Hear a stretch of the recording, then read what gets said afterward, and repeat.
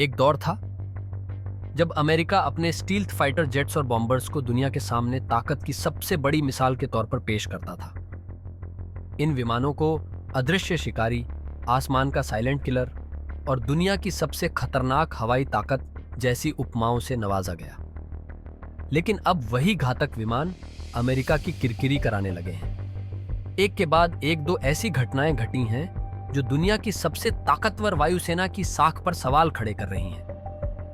पहली घटना भारत के केरल में हुई, जहां ब्रिटिश एयरफोर्स का एक F-35B स्टील्थ फाइटर जेट 14 जून को लैंड तो कर गया, लेकिन तकनीकी खराबी के चलते अब तक यानी 11 दिनों से वहीं खड़ा है। इस पूरे मामले पर न तो अमेरिका और न ही ब्रिटेन ने कोई विस्तृत बयान दिया, लेकिन इससे भी बड़ा झटका 21 जून को लगा, जब अमेरिका का सबसे महंगा, सबसे एडवांस्ड और अदृश्य बॉम्बर B-2 स्पिरिट बीच मिशन में ही हांफने लगा। उसे मजबूरी में हवाई के डैनियल के इनोये इंटरनेशनल एयरपोर्ट पर आपातकालीन लैंडिंग करनी पड़ी। और मजेदार बात यह कि यह बॉम्बर किसी सीधे हमले का हिस्सा नहीं था, बल्कि एक धोखे की रणनीति का मोहरा था। दरअसल अमेरिकी वायुसेना ने एक बेहद सोची समझी चाल चली थी। उन्होंने कुछ B-2 बॉम्बर्स को टैंकर विमानों के साथ मिलाकर प्रशांत महासागर की ओर रवाना किया, ताकि दुनिया भर की ओपन सोर्स ट्रैकिंग वेबसाइट्स को लगे कि अमेरिका पश्चिम से हमला करने जा रहा है। असली स्ट्राइक फोर्स तो अटलांटिक से पूर्व की ओर बढ़ रही थी।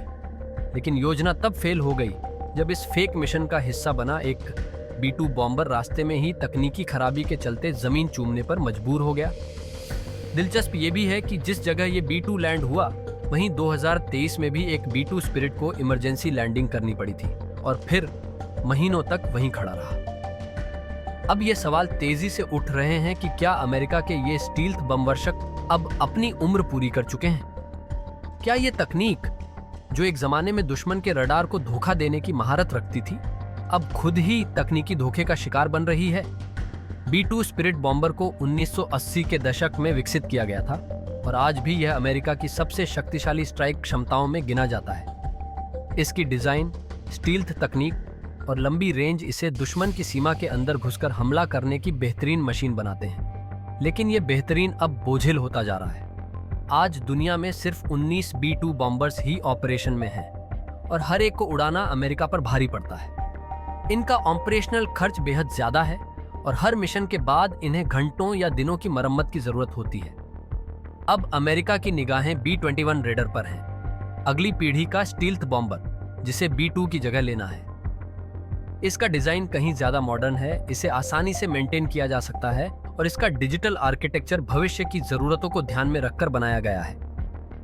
लेकिन सवाल है कि तब तक क्या अमेरिका इन थके हुए B-2 बॉम्बर्स पर ही निर्भर रहेगा? देश दुनिया के ऐसे ही अपडेट्स के लिए वर्ल्ड नाउ सब्सक्राइब कीजिए।